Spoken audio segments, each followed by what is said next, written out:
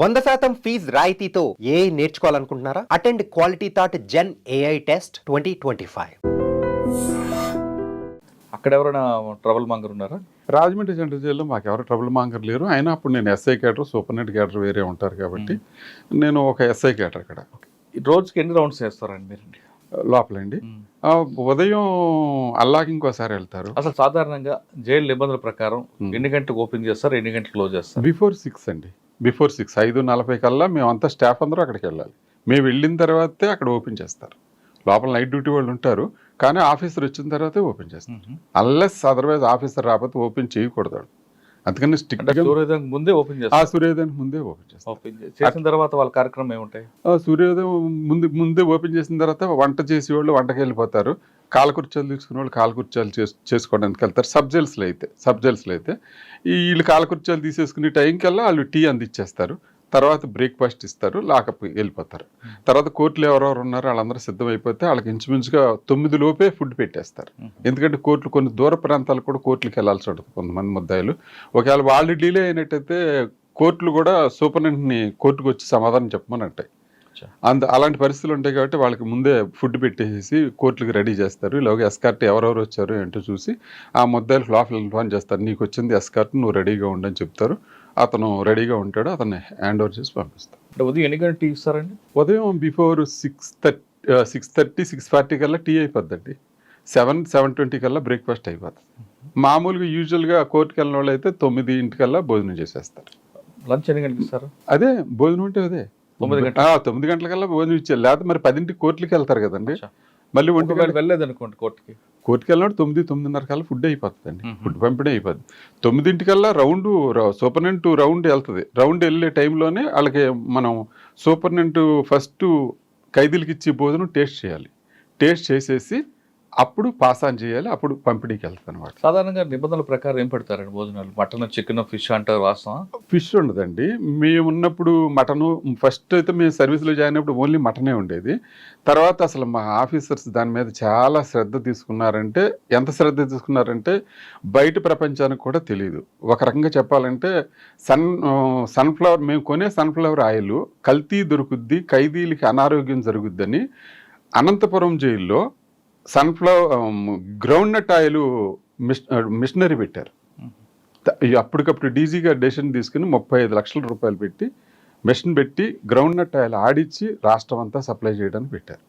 ఎందుకంటే ఫస్ట్ మేము 15 kgs tins కొనేవాళ్ళం, Agmark చూసేవాళ్ళం. వాటిలో అడల్ట్రేషన్ జరుగుద్దని మళ్ళీ 1 లీటర్ పోచెస్ తీసుకునేవాళ్ళం.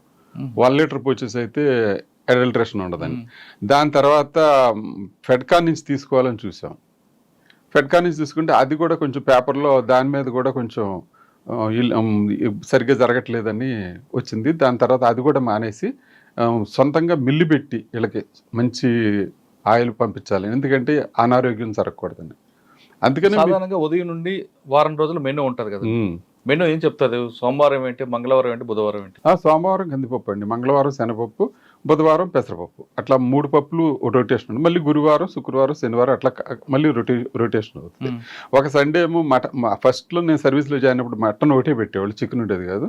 తర్వాత మటన్ వల్ల మళ్ళీ కొలెస్ట్రాల్ పెరిగి మళ్ళీ వీళ్ళ ఆరోగ్యం దెబ్బతిని హార్ట్ అటాక్లు వస్తున్నాయని వీళ్ళందరూ కూడా డిసైడ్ చేసుకుని ఒక వారం మటన్, ఒక వారం చికెన్ పెడుతున్నారు. పాలు ఎప్పుడు ఇస్తారండి? స్వీట్స్ కానీ పాలు అంటే స్పెషల్ డైట్ కింద ఎవరికైనా టీబీ రోగులు కానీ వాళ్ళకి కానీ ఇస్తారు. అంతేగాని పాలు స్పెసిఫిక్గా ఖైదీలకి ఎవరు.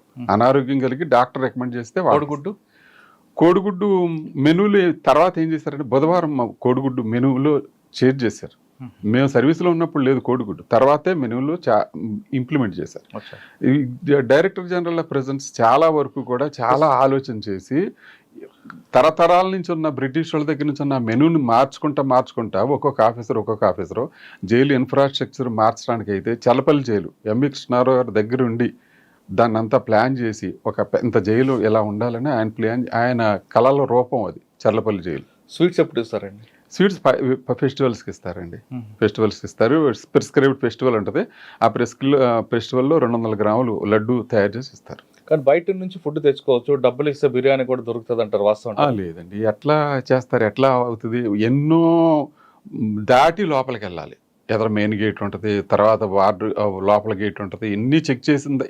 ఇన్ని చెకింగ్లో ఎక్కడా లోపల లేకోకుండా ఉండకుండా ఫైనల్గా చేరదు. కానీ కొంతమంది ఖైదీలకి అంటే ఆ యూటీ ప్రిజనర్స్ కూడా వాళ్ళ వంట వాళ్ళే చేసుకోవచ్చు. లేదండి, అలాంటివన్నీ పాత రోజులు, పాత జమానా. అసలు ఇప్పుడు అలాంటి ఎక్కడో ఇప్పుడు కొంతమంది సెలబ్రిటీస్ వచ్చారనుకోండి, నేను జైలు ఫుడ్ తినమంటే అప్పుడు ఏం చేస్తారు? జైలు ఫుడ్ తిన్నాం అని అనటానికి ఏం ఉండదండి. అక్కడ ఏముండదు, అందరితో పాటు కామన్గానే ఫుడ్ తినాలి. అన్లెస్ అదర్వైజ్ కోర్టు నుంచి ఏదైనా ఆర్డర్ తెచ్చుకుంటే ఆ ఫుడ్ అలా చేస్తారు. అంటే ఎవరు కోర్టు నుంచి ఆర్డర్ ఎవరికి ఇస్తారు? జగన్మోహన్ రెడ్డి ఉన్నారు ఎక్స్ సీఎం, ఆయన కోర్టు నుంచి ఇంటి నుంచి ఫుడ్ తెచ్చుకోవడానికి ఆర్డర్ తెచ్చుకున్నాడు, తీసుకుంటాడు అంతే. అంటే కోర్టు ఆర్డర్ ఇస్తే కోర్టు ఆర్డర్ ఇవ్వాలి. అంటే జైల్లోనే వండుతారా లేదా బయట నుంచి తెప్పించు? వాళ్ళకి బయట నుంచి అవుట్ సైడ్ ఫుడ్ అలౌ చేశారండి. Court order. కోర్టు సాధారణంగా సెలబ్రిటీస్ వస్తుంటారు, వాళ్ళు మేము జైలు ఫుడ్ తినం, బయట నుంచి బ్రెడ్ జామ్ తెచ్చుకుంటాం. బ్రెడ్ అలౌడ్ అండి, bread allowed, banana allowed, apples allowed, అవి అలౌడే, బిస్కెట్స్ అలౌడ్. కానీ గంజా సిగరెట్ అవి ఆ సిగరెట్ మేము వెళ్ళిన సర్వీస్ కొత్తలో అయితే లోపల క్యాంటీన్లు అమ్మేవారు సిగరెట్లు. కానీ సబ్సిక్వెంట్గా అది స్మోక్ ఫ్రీ జోన్ చేసేసారు జైల్స్ని. దానివల్ల లోపల సిగరెట్ తాగకూడదు.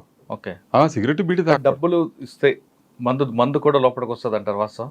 లేదండి, వాళ్ళు ఎన్నో ప్రయత్నాలు చేస్తారు సార్. గంజాయి తేవడానికి ప్రయత్నం చేస్తారు, మందు తేవడానికి ప్రయత్నం చేస్తారు, వాళ్ళు రకరకాల ప్రయత్నాలు చేస్తారు, అన్ని ప్రయత్నాలు చేస్తారు. ఒకసారి అయితే నేను విజయవాడ జిల్లా జైల్లో ఉండగానే ఒక అతను బిస్లరీ మినరల్ వాటర్ బాటిల్ తెచ్చుకున్నాడు. ఏంటి బాటిల్ ఈడికి టాలీ అవ్వట్లేదు, ఈడు బిస్లరీ మినరల్ వాటర్ బాటిల్ తాగేవాళ్ళు లేడు, ఈడు అంటే ఏంటి సార్, మేము కూలింగ్ వాటర్ బయటకు వెళ్ళి ఎండలో ఎలా మండిపోతున్నాయి సార్, ఒక బాటిల్ మంచినీళ్ళు తెచ్చుకున్నాం సార్, ఇంకా కొంచెం మిగిలి సార్, లోపల తెచ్చి తాగకూడదా సార్ నన్ను అడిగాడు. ఏంటి ఇలా మాట్లాడుతున్నాడు ఏంటంటే తీరా చూసాడు జిన్ను జిన్ను జిన్ తెచ్చుకున్నాడా? మీరేం చేస్తారు వాడికి పనిష్మెంట్? అదే వాటితో రాయించుకుని పనిష్మెంట్, అది పనిష్మెంట్ అంటే ఉంటుంది. పనిష్మెంట్ కూడా ప్రిస్క్రైబ్డ్ పనిష్మెంట్లు ఉంటాయి, ఏదో సెపరేటు కన్ఫైన్మెంటు, ఇంటర్వ్యూలు ఆపటం అట్లాంటివి ఉంటాయి. మాన్యువల్లోనే ప్రిస్క్రైబ్డ్, ఆ ప్రిస్క్రైబ్డ్ ప్రకారం. రేషన్ కటింగ్ అంత మొలాఖత్ కటింగ్ ఉంటుంది, మొలాఖత్ కటింగ్ ఉంటుంది. సార్ ఇప్పుడు మందు దొరకదని మీరు చెప్తున్నారు, కానీ గంజా దొరకదని మీరు చెప్తున్నారు. కానీ మీ ఆఫీసర్ సడన్ గా రైడ్ చేస్తే గంజా ప్యాకెట్లు దొరుకుతాయి, సెల్ ఫోన్లు కూడా కుప్పలు దొరుకుతుంటాయి, అది ఎలా సాధ్యం ఉంటాయి? సెల్ ఫోన్లు దొరకటం అంటే మనం ఎంత భద్రతాపరంగా ఎన్ని జాగ్రత్తలు తీసుకున్నా వాళ్ళ మెంటాలిటీ ప్రకారం వాళ్ళు చేయాలని చూస్తారు. క్లాస్లో టీచర్ పాఠాలు అందరికీ సమానంగా చెప్తాడు. ఒకటి ఫస్ట్ క్లాస్ వస్తే, ఒకటి సెకండ్ క్లాస్ వస్తే, ఒకటి ఫెయిల్ అవుతాడు, ఒకటి ఆ క్లాస్ కూడా బంకు కొట్టి వెళ్ళిపోతాడు. అందరికీ టీచర్ చెప్పేది ఒకటే కదా, అట్లాగే మేము చెప్పేది కూడా ఒకటే, మేము చేసే పద్ధతి కూడా ఒకటే. కానీ దాన్ని రిసీవ్ చేసుకొనటం కానీ దానికి ఏమైనా కొత్త కోణాలు ఎత్తికేవాళ్ళు కూడా వాళ్ళు ఉంటానే ఉంటారు. సమాజంలో ఎట్లా ఉంటారు, సమాజంలో ఉన్న మనుషులే కదా జైలుకి వచ్చేది కూడా. వాళ్ళు సమాజంలో ఎట్లా ట్రై చేస్తారు, ఇప్పుడు ట్రాఫిక్ సిగ్నల్ దగ్గర ఆగాలి, ఆక్కోకుండా జంప్ చేయటం ఎట్లాగా, నెంబర్ ప్లేట్ కనపడుకోకుండా చున్నీ వేయటం ఎలాగా, ఎట్లా చేస్తారు? హెల్మెట్ పెట్టుకోరు, హెల్మెట్ పెట్టుకోరు, లేకపోతే హ్యాండిల్ పెడతాడు, పోలీస్ కనపడితే హ్యాండిల్ పెడతాడు, నెత్తి తగిలించుకుంటారు. ఎట్లాగా బయట మనుషులు ఎట్లా ఉంటారు, జైల్లో కూడా అట్లాగే ఉంటారు. కానీ ఖైదీలకి పరివర్తన తేడానికి ఉంది కాబట్టి ప్రతి వ్యక్తి మీద మీ ఫోకస్ ఉండాలి కదా? ఉంటుందండి, ఉంటుంది. అట్లాగే చేస్తాము. అట్లాగే వీళ్ళకి యోగా నేర్పించడం కానీ, లిటరేచర్ అక్షరాలు నేర్పడం కానీ ఇవన్నీ చేస్తాం. అన్నిటికీ ప్రణాళిక. ఎక్కడి నుంచి దొరుకుతాయండి సెల్ ఫోన్లు అంటే ఇంక అన్నిటికీ ఒకసారి. ఇప్పుడు మేము మీకు ఎట్లా అంటే చెప్తా, ఒకడెవడో కాల్గేట్ టూత్ పౌడర్ పట్టుకొచ్చాడు, టూత్ పౌడర్ ఎవరు వాడలేదు ఎప్పుడు, కాల్గేట్ టూత్ పౌడర్ ఎలా వచ్చింది అని మేము చూసి ఇట్లా అనేదికల్లా వీ ఫీల్ సమ్ డిఫరెన్స్. ఏంటని తీరా చూస్తాడు, అందులో గంజాయి ఉంది. గంజాయి మరి కాల్గేట్ టూత్ పౌడర్ కదా, వాళ్ళు పంపించేస్తే అయిపోద్ది కదా. బ్రెడ్ కూడా ఏం చేస్తారంటే, బ్రెడ్ పంపించినా కానీ వాళ్ళు ఏమైనా చేస్తారని ఇలా నొక్కి ప్రెస్ చేసి పంపిస్తాం. బ్రెడ్లో కూడా చేస్తారు. బ్రెడ్ అనే బిస్కెట్ ప్యాకెట్ ఉందనుకోండి, బిస్కెట్ ప్యాకెట్లో కట్ చేసేసి లోపల 2-3 బిస్కెట్లు తీసేసి లోపల పెట్టేసి పైన ఫెవికాల్తో పెట్టి అంటించి పంపిస్తారు. మేము మళ్ళీ అది చూడాలి చక్కగా, ఏం బరువు తేడా ఉందా లేదా. ఇన్ని జాగ్రత్తలు తీసుకుంటేనే కానీ మీలాంటి వాళ్ళ దగ్గర మేము సమాధానం చెప్పలేం. కానీ సెల్ ఫోన్లో, సాక్స్లోని, షూస్లో కూడా పెట్టుకుని వస్తుంటారు కదా సార్. ఎయిర్పోర్ట్లోనే జరుగుతుంటాయి సార్. ఎయిర్పోర్ట్ కూడా మీరు పకడ్బందీగానే ఉన్నదే వ్యవస్థ, జైలు లాగానే పకడ్బందీగా ఉన్న వ్యవస్థ. ఎయిర్పోర్ట్లో వచ్చిన దానికి కూడా అట్లాగే ఉంటుంది. మనం శతవిధాలా మనం ట్రై చేస్తాం, వాళ్ళు శతవిధాలా ట్రై చేస్తాం లోపల రావడం. కానీ కింద చుట్టుపక్కల ఉన్న కొంతమంది సిబ్బంది సహకారం లేకుండా జరగదనేది. సిబ్బంది కూడా బయట జనం నుంచి, సమాజం నుంచి వచ్చిన వాళ్ళే కదా సార్, వచ్చిన వాళ్ళే. కానీ ఏంటంటే వాళ్ళ మీద మేము పర్యవేక్షణ అయితే ఉంటుంది. ఎందుకనంటే తప్పు కింద సిబ్బంది చేసినా కానీ పైయోళ్ళ రెస్పాన్సిబిలిటీ, పైయోళ్ళే సమాధానం చెప్పుకోవాలి కాబట్టి నిరంతరం మా జాగ్రత్త అయితే మేము తీసుకుంటాం. కానీ జైల్లో ఉన్న సిబ్బంది ఎక్కువ ములాఖాతుల దగ్గరే ఎక్కువ పంచడానికి ఇష్టపడతారు, గేట్ల దగ్గర పనిచేయడానికి ఇష్టపడతారు. కానీ రౌండ్స్లో కానీ లోపల కానీ సెంట్రిక్ కానీ ఎక్కువ ఇష్టపడరు అంటారు. ఎందుకంటే నాకైతే ఇప్పుడు వరకు అలాంటిది ఏం తగలేదు. ములాఖాత డబ్బులు వస్తాయన్నా? నాకైతే అలాగే ఏం తగల. అంటే మా దగ్గర కూడా రాస్టర్ ఉంటుంది. రాస్టర్ ప్రకారం ఇవాళ గేట్ చేస్తే లోపల రౌండ్ ఉంటుంది, ఓ రోజు డే అయితే ఒక రోజు నైట్ ఉంటుంది. ఆ రాస్టర్ ప్రకారం చేస్తాం. మనం రాస్టర్ ఎప్పుడైతే దాన్ని డీవియేషన్ చేసామో కింద స్టాఫ్ మళ్ళీ ప్రశ్నించడానికి అవకాశం ఉంటుంది. రాస్టర్ డీవియేషన్ చేయకోకుండా ఉంటే దానికి అట్లా ఏం అడగడానికి ఉండదు కదా. ఓకే సార్, మీ సర్వీస్లో టిపికల్ కేసులను చూసారు. ఇప్పుడు మీరు చెప్పారు బిస్కెట్ ప్యాకెట్లో గంజాయి, అటువంటి ఏమన్నా అసలు ఇంత దారుణంగా ఈ విధంగా కూడా ఎక్స్పోర్ట్ చేయొచ్చు అన్నది? చేస్తారు సార్. యానస్లో కూడా పెట్టుకుని తీసుకొస్తారు. మేము మళ్ళీ కూర్చోబెట్టి యానస్లో కూడా పెట్టుకుని తీసుకొస్తాం. యానస్లో కూడా పెట్టుకుని తీసుకొస్తాం. దాన్ని ఎలా చెక్ చేస్తారు? దాన్ని ఒక కట్టెన్ వెనకాలకి తీసుకెళ్ళి ఆయన కూర్చోబెట్టి బయట తీస్తారు. యానస్లో ఒక ప్యాకెట్లో పెట్టుకుని దారం బయట పెట్టుకుంటాడు. ఆ దారం పెట్టుకుని లాగితే అది బయటకు వచ్చింది. అటువంటి సంఘటన ఎదురయ్యా మీకు? మీకు ఎలా తెలుస్తుంది వాడు యానస్లో అది ఉందని? నడక తేడా తెలుస్తుంది, వాడి బిహేవియర్ తెలుస్తుంది. లోపల వాళ్ళు శతవిధాలు ట్రై చేస్తారు సార్. గంజాయి తీసుకురావడం శతవిధాలు ట్రై చేస్తారు.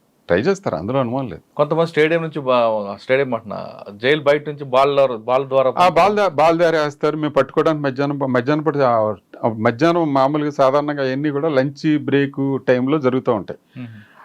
అవన్నీ సీసీటీవీ కెమెరాలు లేనప్పుడు జరిగేయేమో. కానీ తర్వాత సార్ సీసీటీవీలు కూడా పెట్టేసిన తర్వాత మళ్ళీ ఒకవేళ ఎవరైనా మేము వెళ్ళినా కానీ మేము సీసీటీవీ సర్వేలెన్స్ చూసి చెక్ చేస్తాం అనమాట.